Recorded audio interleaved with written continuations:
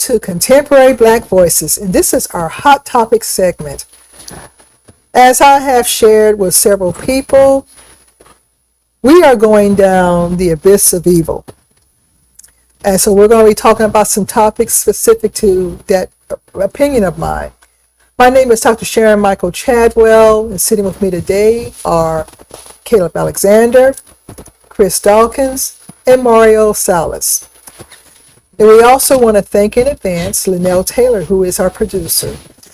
So, first step down the abyss, the SNAP program. Uh-oh.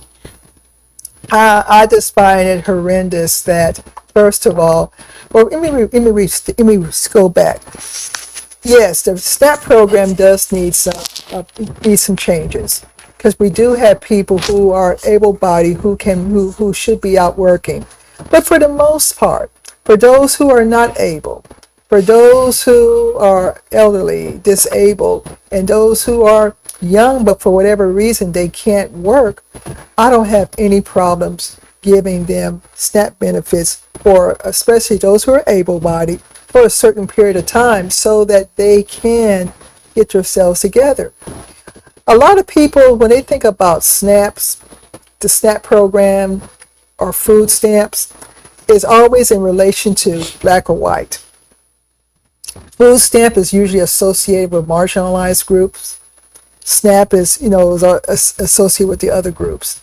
Historically, the SNAP program started in 1939, and the main benefactors of that one were white families. And then Lyndon Johnson did not sign it until his term, where they opened it up because of the Civil Rights Movement, opened it up to black families and other not marginalized groups. So right now the program benefits have been suspended. A federal judge told Trump restart the program.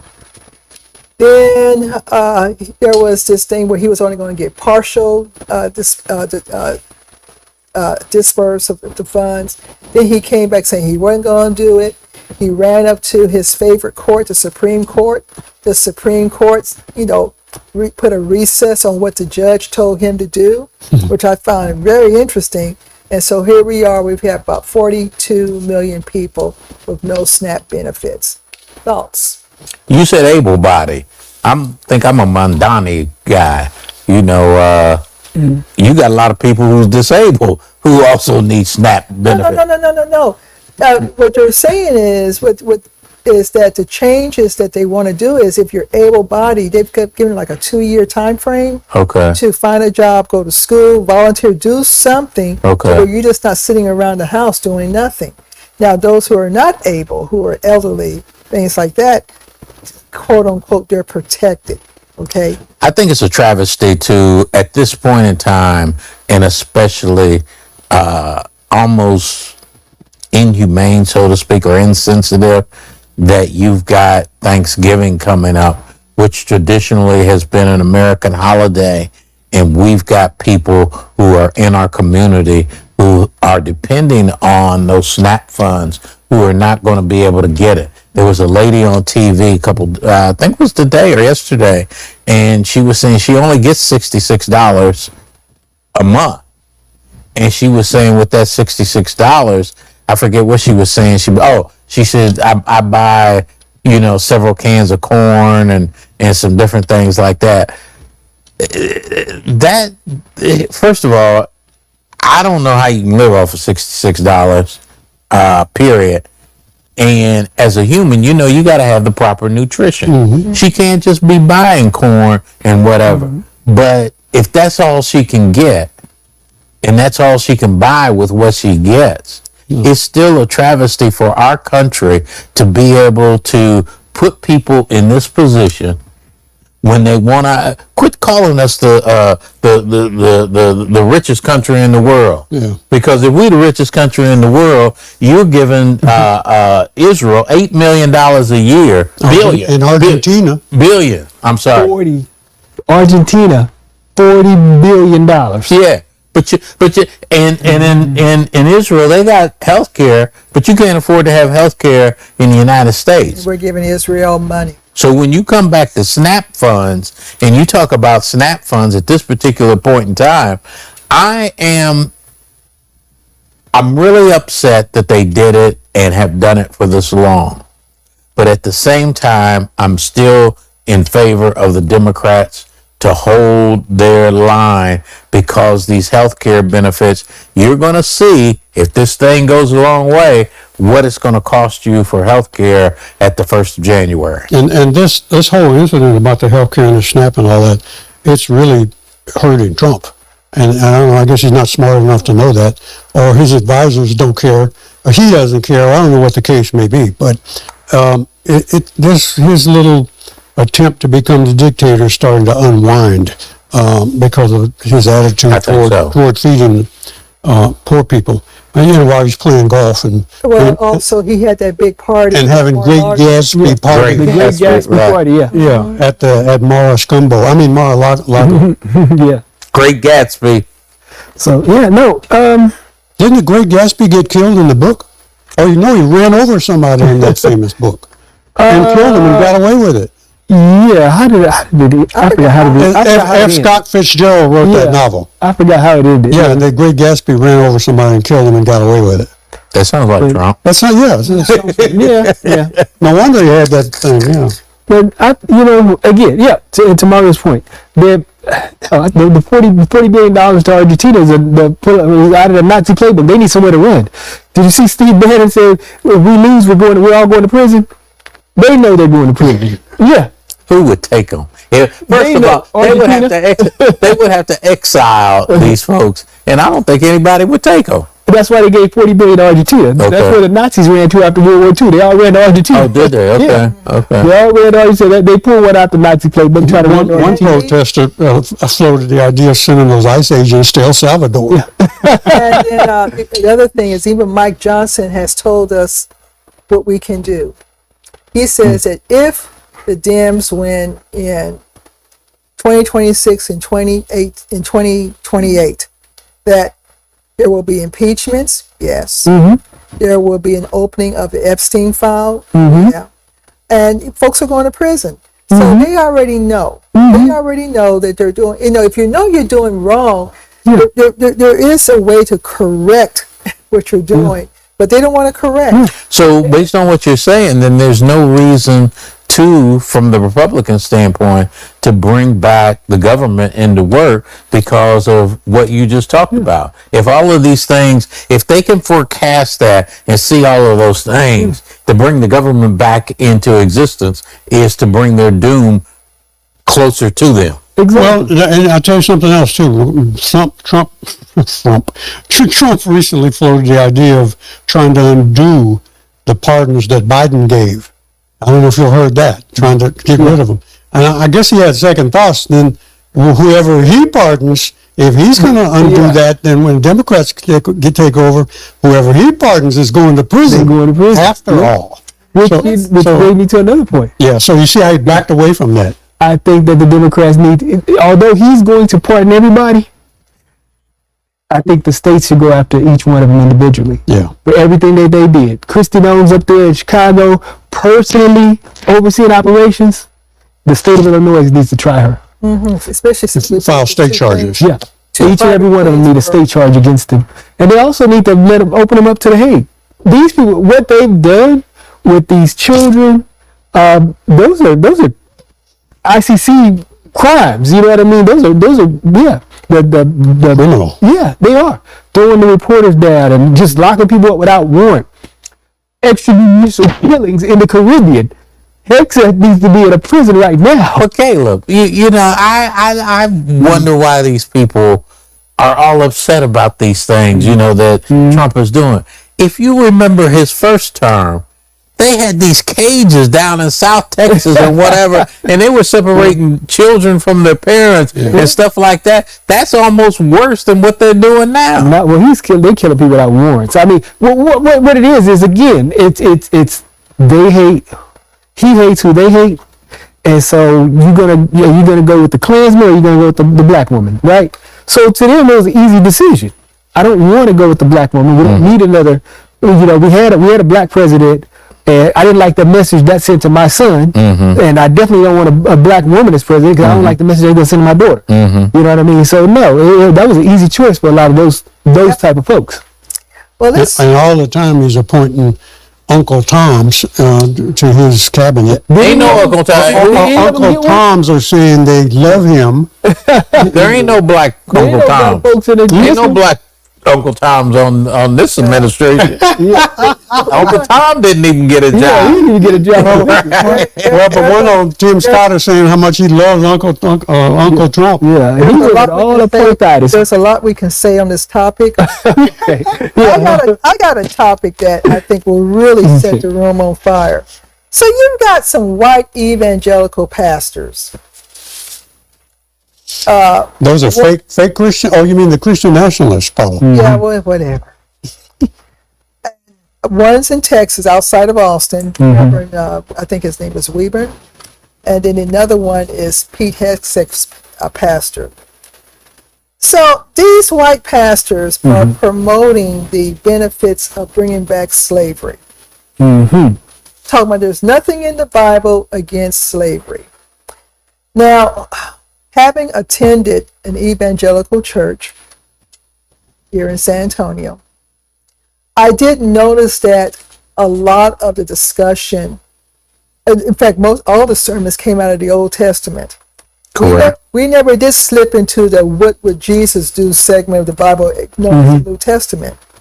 Okay, and so having a copy of the Negro Bible, anything related to slavery, scripture-wise, was left in there. Anything related to freedom was stripped out. Yep. So these pastors are dead serious. Now, and that's just two, but I've seen other videos of these pastors promoting slavery. Now, I don't know how they're going to get black folks to become slaves, okay? And that goes back to my use of the term Uncle Tom, Chris. I'm not pointing at you. Yeah, you pointed it. Yeah, Uncle Tom, Chris. But it goes back to the whole idea. Now, Harry Beecher Stowe's novel, by the way, you got to get this book, you all. It's called Uncle, Dr. Cheryl Thompson. And it goes back to the whole idea from Uncle Tom's Cabin where blacks are supposed to be happy in slavery or servile. And that book, Uncle Tom's Cabin, made Uncle Thomas the most loyal, servile guy you ever want to meet. And so that's why that term Uncle Tom is still relevant today. But that's what they're trying to push, the idea. Well, if it's not in the Bible, well, E equals MC squared is not in the Bible either. Right. That doesn't mean it doesn't exist. Right. So the fact that they say, slavery is not mentioned or Not banned. not Right. banned Yeah. in the Bible doesn't mean that it's okay. So just because it doesn't talk, abortion isn't mentioned in the Bible either. Right. There's a whole bunch of things not mentioned in the Bible. The Bible doesn't have everything in it. Right. You want to know how to do E equals MC squared? You have to pick up a math book, not the Bible. Well, I tell you what is in the Bible. If we want to bring some good old stuff back, stoning adulterers, and I can think of a couple of adulterers in the White House. So Don't do that. I know a few in my neighborhood.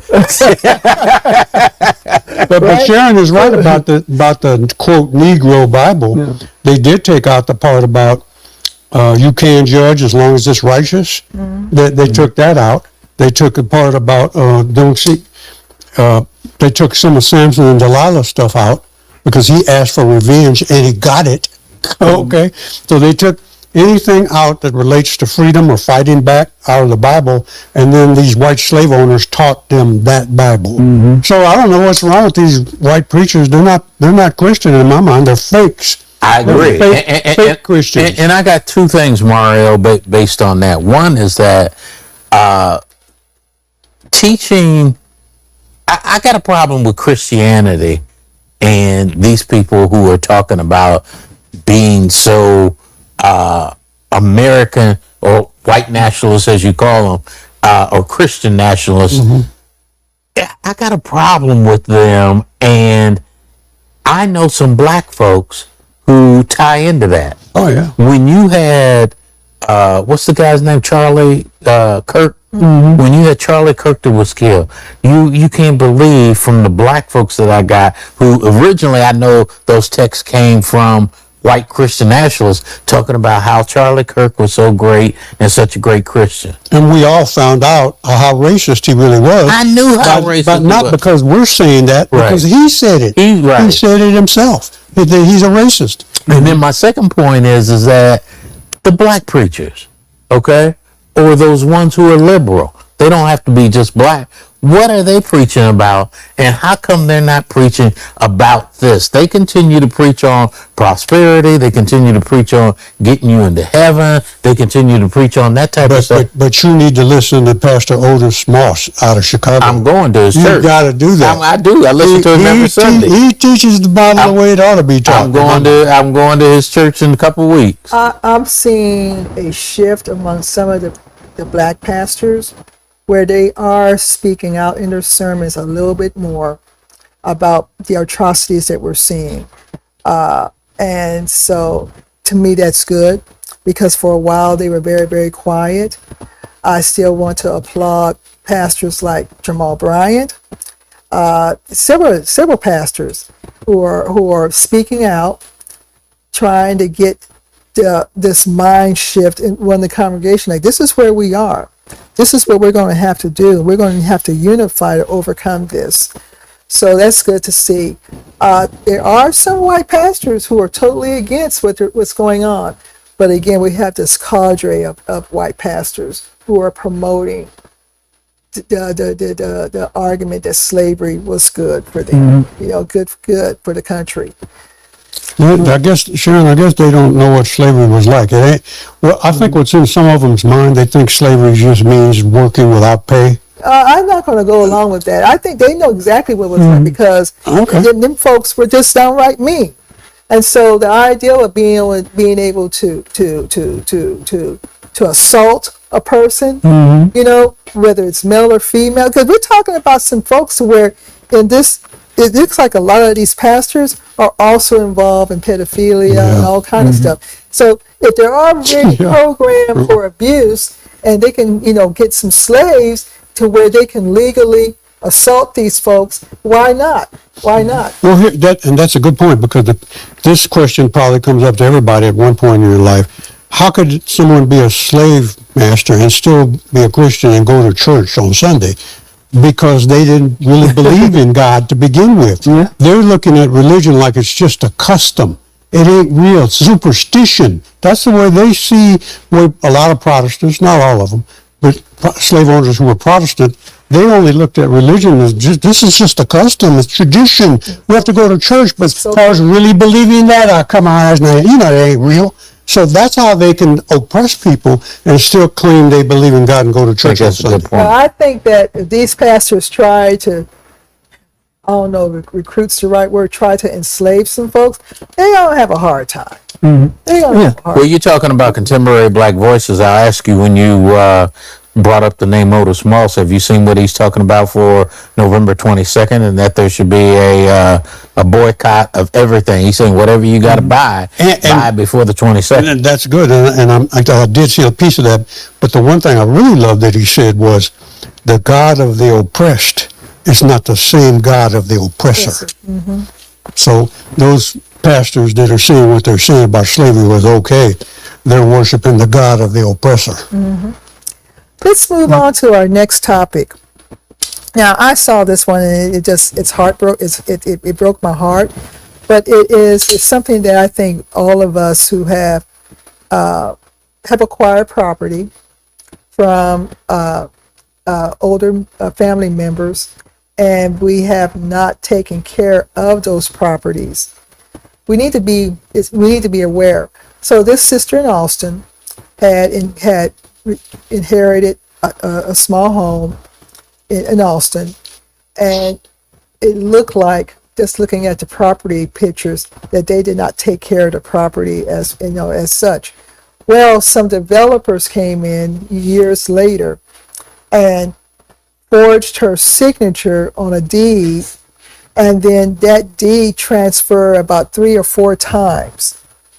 And so now she's in court saying, hey, I didn't sign that document. And this is just another story where property ownership by black folks, if you're not keeping your eye on it or managing that property like you're supposed to, it's so easy to fall victim to what this woman is.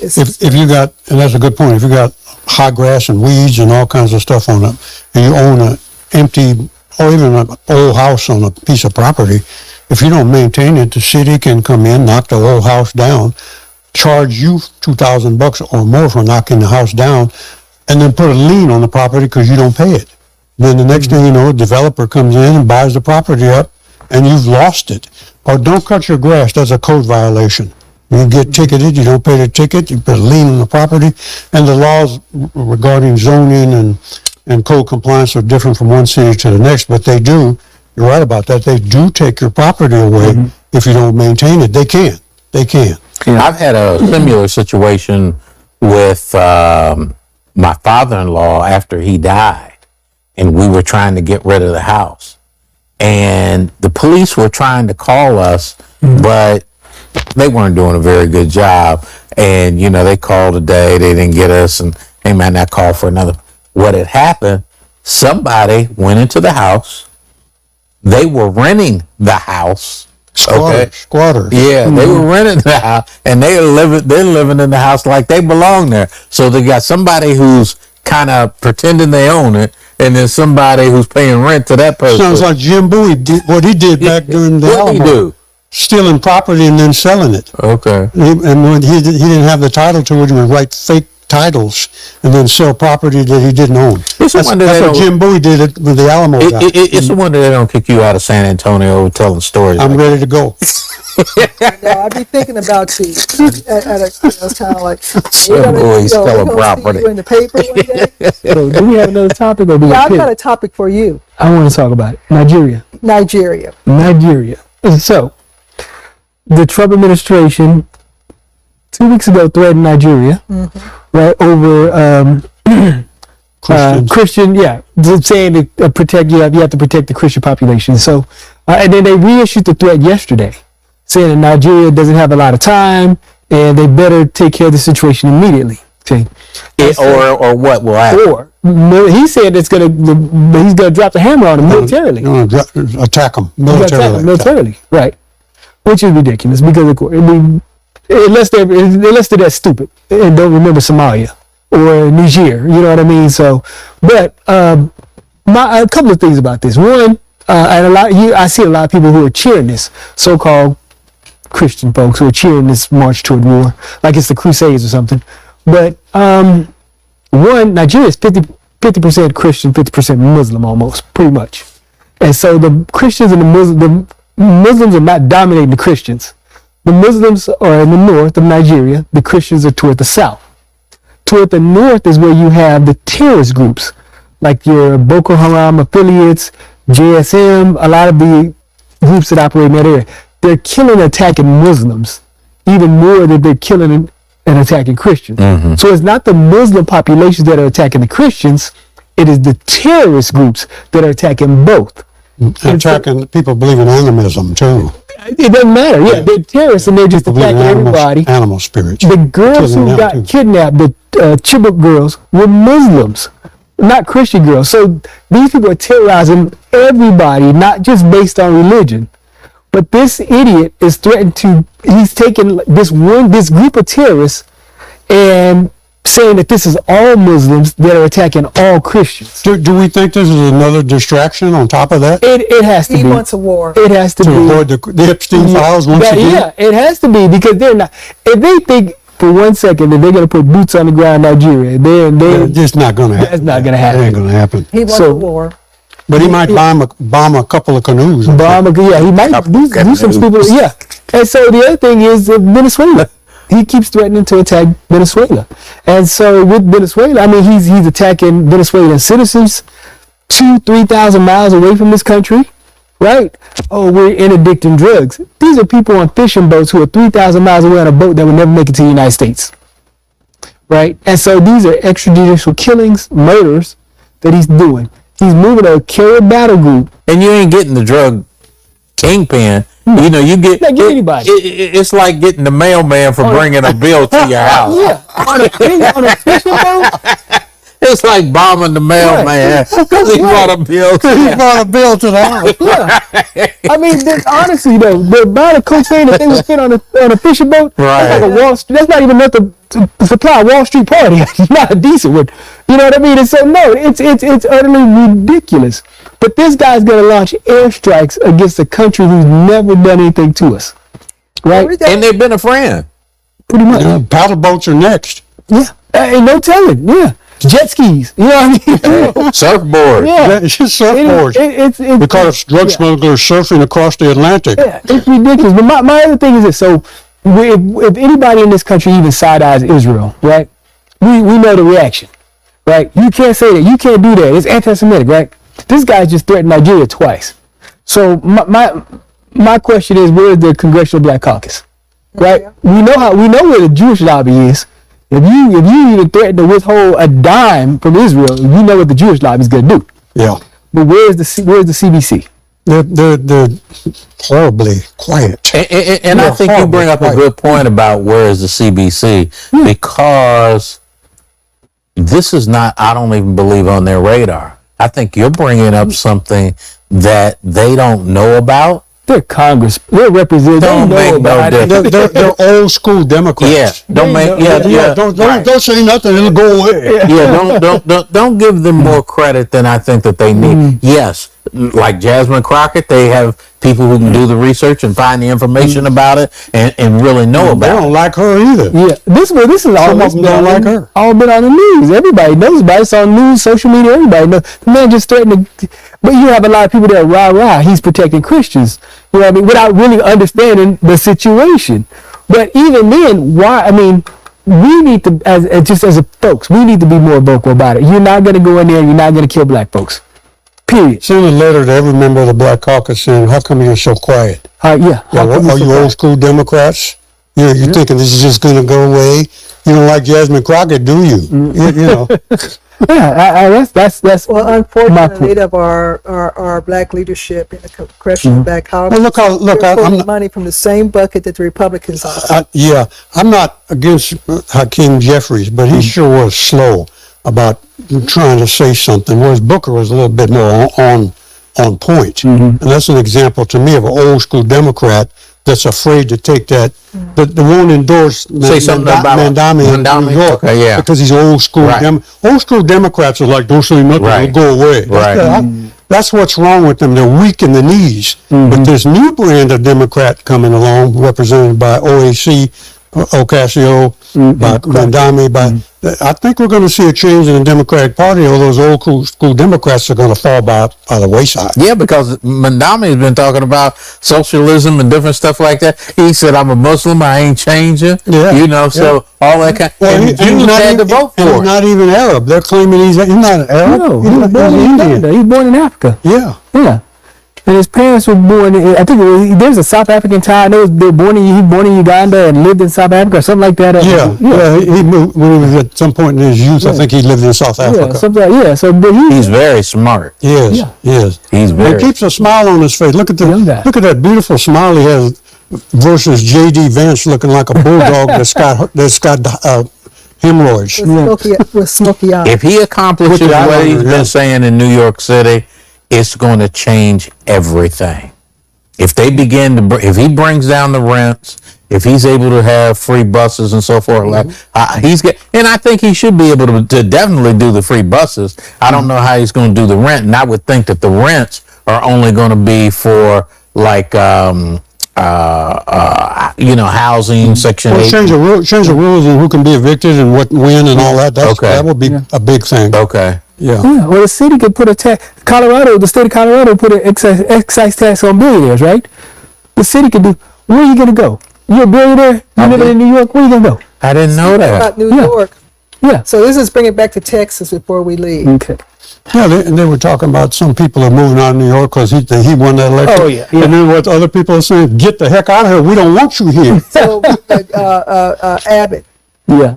said that he's going to charge New Yorkers trying to move to Texas was 100% tariff. That's another bunch of baloney. How do you know? You can't impose a tariff on an individual. Yeah. Like, how do you, how do you know? How would you know that somebody moved? Now, you to think Texas? somebody's dumb enough to believe that? I believe it. I don't believe it. MAGA believes it. Yeah, they're dumb enough to believe that. Yeah, MAGA will. He can't impose a tariff on the individual. No. He can talk that trash all day long. It ain't going to happen. Yeah.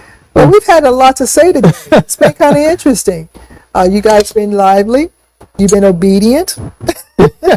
Servile. But again, we want to thank our producer Linnell Taylor today for Thank you for your guiding us servitude. through this process. And we also want to thank you, our listeners. Make sure you subscribe, hit the like button. And again, this is Contemporary Black Voices. This is our Hot Topics section where we are telling our stories our way. See you next week. And we're not going to thank you for your servitude.